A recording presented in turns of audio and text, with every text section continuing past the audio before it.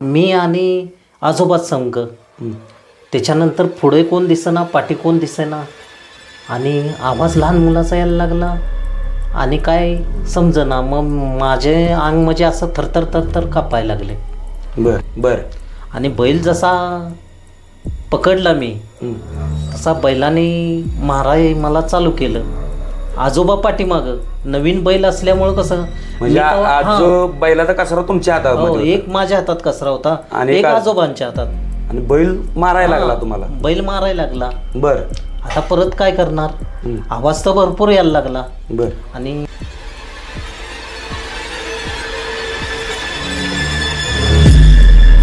नमस्कार, मी एकनाथ मोहिते आणि तुमचं आपल्या हक्काच्या हॉरर कट्ट्यावरती सहर्ष स्वागत आहे. आज एक हॉरर भयानक असा अनुभव सांगण्यासाठी आपल्या कट्ट्याशी, हॉरर कट्ट्याशी जे जोडले गेलेले आहेत पाहुणे, त्यांचा आपण भयानक असा हॉरर असा अनुभव ऐकूयात. नमस्कार सर. नमस्कार. आपलं नाव? दीपक. दीपक भाऊ, आपला असा कोणता भयानक हॉरर अनुभव आहे तो आमच्या प्रेक्षकांना सांगा. आम्ही लहान होतो. आमच्या गावामध्ये काय गाड्यांची सोय नव्हती. पहिले आम्ही बाजारला जायचो. काय जनावरं लागले तर चरण साईडला, कुंभारगाव साईडला, या साईडला जायचो आम्ही बैल किंवा म्हसरं आणायसाठी. तर आम्ही आजोबांच्या सोबत जायचो, कारण की आम्ही आजोबाच्याच घरी राहायला असायचो. आमची कसं शिक्षण आमच्या गावामध्ये नसल्यामुळे आम्ही मामांच्या गावाला राहायला होतो. तिथून शिक्षण करायचो, त्यांच्यासोबत कामं करायची, रानात जायचो, परत शाळा तशीच रानातलं बघत शाळा करायचो. आणि असंच एकदा मी लहान होतो, त्यांच्यासोबत मी गेलेलो बाजारला चरण साईडला.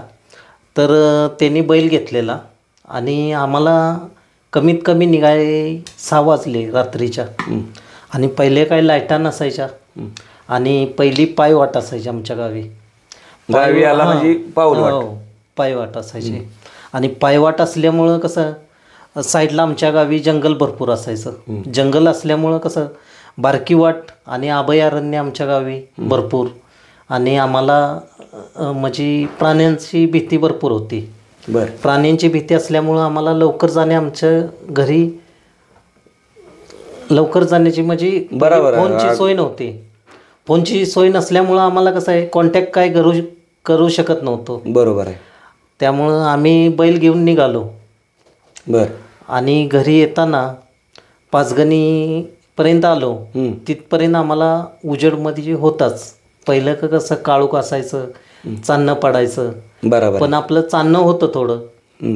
जसं आम्ही जंगलामध्ये शिरलो तर पहिलं कसं होतं, आवाज यायचे पक्ष्यांचे जंगलात. जंगलामध्ये. तर आम्हाच्या कानावर म्हणजे आम्ही गावाखेडे राहणार त्यामुळं आम्हाला माहिती पडायचं की पक्ष्यांचे आवाज असे आहेत. पण आम्हाला खरोखरच जर असा लहान मुलांचा आवाज आला तर मी काय लहान असल्यामुळं मला भीती वाटायची. आजोबा सांगायचे आम्हाला काय भ्यायचं नाही, बिंदात चालायचं बैलासोबत. तर आम्ही त्यांच्यासोबत जायचो. तर येता येता असा प्रसंग आला की खरोखरच जसं पुढं जाईल तसा आम्हाला आवाज मोठा, भयानक मोठा आवाज यायला लागला. तसा मी आणि आजोबाच संघ. त्याच्यानंतर पुढे कोण दिसेना, पाठी कोण दिसेना आणि आवाज लहान मुलाचा यायला लागला आणि काय समजेना. मग माझे अंग म्हणजे असं थरथर थरथर कापायला लागले. आणि बैल सोबत असल्यामुळं कसं आहे, आजोबा सांगायचे काय असेल तर तो बैलासोबत राहा, बैलाच्या जवळ येत नाही. म्हणजे काय असलं समज तर पहिली माणसं म्हणायची ते की आमच्या इथे भूत असायचे, हे असायचे. तसे लहानपणी गोष्ट आम्हाला सांगायची पहिली माणसं. तर आम्हाला लहानपणी गोष्ट सांगताना हे आम्हाला कानावर सांगितल्यामुळं आमच्या अंगात भीती भरपूर. आणि आजोबा तर आमचे धाडस, त्यांची का पहिली माणसं असायची ते काय भेटच नव्हत्या. रात्रीची याचे, कधी पण याचे, कारण काय रानात कामं करणारी माणसं ते भेट नव्हते. आम्ही लहान असल्यामुळं आम्हाला भीती भरपूर. आणि बैल जसा पकडला मी तसा बैलाने माराय मला चालू केलं. आजोबा पाठीमागं. नवीन बैल असल्यामुळं कसं म्हणजे आज बैलाचा कसरा तुमच्या हातात, एक माझ्या हातात कसरा होता आणि एक आजोबांच्या हातात. आणि बैल मारायला लागला तुम्हाला? बैल मारायला लागला. बर. आता परत काय करणार, आवाज तर भरपूर यायला लागला. बर. आणि आमच्या गावामध्ये मानकेश्वर आहे म्हणून, आणि तिथं अभयारण्य भरपूर पायवाट असल्यामुळं बैल पण रात्रीच्या वेळी आवाज येतोय. आम्हाला तर काय समजत नाही बैल का म्हणून असा करायला लागलाय. आजोबा बोलले बैल काय करणार नाही, तू पकड. पण अचानक मी माझ्या भीतीनं माझ्या हातातून कासराच निसटला. अरे बापरे. मग आजोबाने काय करा, बाळा कासरा पकड, सोडू नको. तरी पण बैल उदळ्या, म्हणजे असा पहिला कसा उदळ दोन्ही पाय उचलून हे करायचा, आणि मग परत उकऱ्या काढायला लागला. उकऱ्यामध्ये एवढ्या अंधारामध्ये. बर. आणि एवढ्या अंधारामध्ये उकऱ्या काढायला लागल्यानंतर माझ्या अंगातून असं म्हणजे थरथर थरथर अंग झाल्यानंतर मग आजोबा बोलले काय भिवू नको. मग तिथून कसं तरी आम्ही तो बैल तिथंच सुटला. आजोबान ते मला घेऊन डायरेक्ट उचलून बोलले चल आपण जाऊया, बैल येईल आपोआप. तर आम्ही अर्ध्यात आलो. तर बैल पळतच सुटलेला आमच्याकडं. जसं मला आजोबानं घेतलं आणि आमच्या गावाच्या म्हणजे दिशेनं पळायला लागले. दिशेनं जसे पळायला लागले तसं माझ्या अंगातून असं पाणी, म्हणजे मी जोरात आरडायला लागलो. आई, म्हणजे पहिलं कसं आई आई, बरोबर, हो मामाची आई आणि मामा असायचे. तर गावाच्या जवळ गेल्यानंतर आम्हाला परत माणसं जमा झाले सर्व, की काय झालं नक्की. तर पहिला अंधार असल्यामुळं माणसं म्हणजे दिसत नव्हते अंधारात नक्की कोण माणसं आहेत. तरी पण माणसं धाडस करून पुढे आली तर, आणि बघितलं तर हे आहेत. त्याच्यानंतर मी आलो घरी. आणि जसं मी घरी आल्यानंतर माझ्या अंगामध्ये ताप थंडी शिरली, परत काही हेच होईना झाले. मग त्यानंतर मी 15 दिवस आजारी पडलो. त्याचे काय झालं काय, तर माणसं बोलले की इथं हे आहे, म्हणजे भीती सांगायला लागली की त्या गावामध्ये असं गेलं की बाबा लहान मुलाला ते असं त्यांच्या अंगावर बसतं. मग त्यानंतर आम्हाला कसं सांगितलं की बाबा आजोबा पण बोलले इकडं काय आहे का, तिकडे काय आहे का. परत ते गावी आमच्या कसं अन्नश्रद्धा, म्हणजे कसे कोंबडं लागतंय, बकरी लागतात.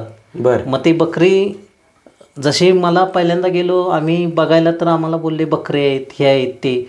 तरी पण मी कमीत कमी 15 दिवस असाच झोपून एका जाग्यावर होतो. त्याच्यानंतर आम्ही गेलो डॉक्टरकडं गेल्यानंतर चला त्या दिवशी मला थोडं वाईज बरं वाटलं. पण नंतर गावी आलो ना, परत तसंच व्हायला लागलं. एवढी गावामध्ये भीतीच वाटायला लागली. मग तिथून मी मामाचं गाव सोडून माझ्या गावी परत खाली आलो. आणि तिथं मला आईनं परत ठेवल्यानंतर मग थोडं 1 महिन्यानंतर थोडं म्हणजे बरं वाटायला लागलं. तेव्हा मी 12 वर्षाचा होतो. आणि 12 वर्षाचा असल्या तरी कसं 12 वर्षात सगळं कळत होतं. म्हणजे तसं कसं आम्ही कसं आहे, पहिले शेतकरी आमचं कामच शेतीचं. बरोबर आहे. त्यामुळं आम्ही रानात जाणार किंवा बाजारला आमचे लांब असणार, तर आम्ही बाजार बघायला जायचो. किंवा आमच्या गावामध्ये बाजार भरायचे नाहीत तर आम्ही चला आजोबांच्या मागं लागा, आईंच्या मागं लागायचं, परत मामांच्या मागं लागायचं. चला बाजार भरतायत तर बाजार बघायला जायचं. मासे आमच्या लांब गावात म्हणजे साहित्य आणायचं असलं तर लांब जायचं. आमच्या गावामध्ये काही भेटत नव्हतं पहिलं. बरोबर आहे. हां. तर पहिलं कसं की बाबा काय लागलं तर कमी 10 किलोमीटर तरी गेलं तर भेटणार. पाण्याची सोय नसायची. पाणी पण आमच्या गावामध्ये पहिलं 5-5 किलोमीटर लांब जायचं खाली. तुमचा हल्ली अलीकडचा काय भयानक असा अनुभव आहे तुम्हाला आत्ता सध्याच्या स्थितीला काय आलेला? त्याच्यानंतर आमच्या गावामध्ये आम्ही कसं गावी आल्यानंतर आम्हाला छंद असायचा खेकडं पकडायचा याचा. आम्ही खेकडं पकडाय म्हणजे कामं झाली की आम्ही 7 वाजता खेकडं पकडायला जायचो. कधी रानातून लेट आलं तर 8 वाजायच्या. मग असंच आम्ही पहिले कसं बॅटरी आमच्याकडं गावी तर भेटतच नव्हत्यात. आम्ही सायकलचे ते टायर असायचे, टायरनं आम्ही पलिता करायचे किंवा रॉकेल असायचं पहिलं, रॉकेलचे पलिते करायचे. आणि वडे असल्यामुळं वड्यातने आम्ही जायचो. पहिले पाणी कमी असायचं खेकडं पकडायला. तर आमच्या गावामध्ये कसं जंगल असल्यामुळं दोन्ही साईडनं झाडे असायची. पण आमची माणसं सर्व भेटच नव्हते, तर आम्हाला सवच असायची खेकडं पकडायची. तर आम्ही लेट झाल्यामुळं आम्ही कसं लांब गेलो खाली. लांब गेल्यानंतर तिकडं खेकडं पकडत असं वड्यानं वरती निघत आलो. आमच्या ते एक धरण होतं, धरणाच्या खाली पकडले खेकडे, धरणाच्या वरती आलो. परत एक तिथं म्हणजे गावामध्ये माणसं राहत होते, म्हणजे शेतीमध्ये राहतात, शेती करायची असली तर शाळू असायची, शाळू राखायसाठी राहायची माणसं. तर तिकडं आम्ही तसंच लांबून आलो. परत आमच्या गावामध्ये कसं पहिले आमच्यामध्ये गावामध्ये वाणी समाज असायचा. तर वाणी समाजामध्ये आम्ही तिकडं खेकडे कोण पकडायचं नाही, मग आम्ही त्यांच्या रानामध्ये जास्त खेकडे पकडायला जायचो. पण त्यांच्यामध्ये कसं असायचं की ती माणसं जाळत नव्हती पहिले. आम्ही कुरवाडी असल्यामुळं आमच्या इकडं माणसं जाळत होते, ती माणसं जाळत नाहीत. आणि ती माझी लोक माणसं पुरायची तर बरोबर आहे. आणि आम्हाला कसं भ्याच नसायचं. आमच्यामध्ये आम्ही आजोबा हे ते आम्हाला रानात आम्ही जायचो. मला सांगितलेलं म्हणजे माणसं पुरतात मेलेली, म्हणजे तिथं त्यांच्या रानामध्ये अशी वड्याच्या कडला पुरतात ते लोक. मग ते कसं आम्हाला भीतीच नसायची. आम्हाला काय खेकड्याच्या नादात आम्ही त्या साईडून जायचो. आम्हाला काय खेकडं भेटले पाहिजेत ह्या संदर्भात आम्ही जायचो त्या साईडून. तर आम्ही पुढं गेल्यामुळं रान कसं लांब असायचं, लांब आहे गावापासून. तर आम्ही तिघंच होतो. आमचे चुलते होते, ते बोव होते, आम्ही होतो. जरा म्हणजे आम्हाला खेकडे लागते तर आमच्या संघच यायचे बॅटरी धराय. आणि त्यांचा मुलगा होता, आणि त्यांचा मुलगा होता बारका आणि मी मोठा. आणि तो मुलगा बोलायचा, भाऊ तुला आवाज कशाचा येतोय का? मी बोलायचा आवाजच कशाचा येत नाही तर मला काय सांग. तो म्हणायचा मला आवाजच येतोय कशाचा. तर सांगायची घरात अशी तिकडं जाऊ नका, पुरत्यात लोक, म्हणजे भीती निर्माण होती का भाऊ त्यांचा आत्मा असतो वरती, ते त्यांच्या इच्छा पूर्ण नसले झाले की म्हणजे असे पकडतात अंगावर. मग तिथे गेल्यानंतर आमच्या ते लक्षात माझ्या आलं, पण माझ्या चुलतेच्या मुलाच्या लक्षात ते काय नव्हतं, त्याला फक्त आवाजच येत होता. आणि जसं तिथनं तो पळायला लागला तसं आम्ही पण खेकडे टाकून त्याच्या मागनं पळायला लागलो. म्हणजे आम्हाला असं वाटलं की खरोखरच त्याला काहीतरी होतंय. बरोबर. मग ते आम्ही त्याच्याबरोबर आलो तर नाही म्हणे. तिथून आम्हाला म्हणजे कच्चा रस्ता, आमच्याकडं पहिला डांबरीकरण नसतो, कच्चा रस्ता असायचा. त्या कच्च्या रस्त्यापर्यंत आला तो आणि तिथं बसला. बसल्यानंतर त्याचे पप्पा आले, बोलले काय झालं बाळा? तर बोलले नाही मला आवाजच येतोय तिथं कसला तरी.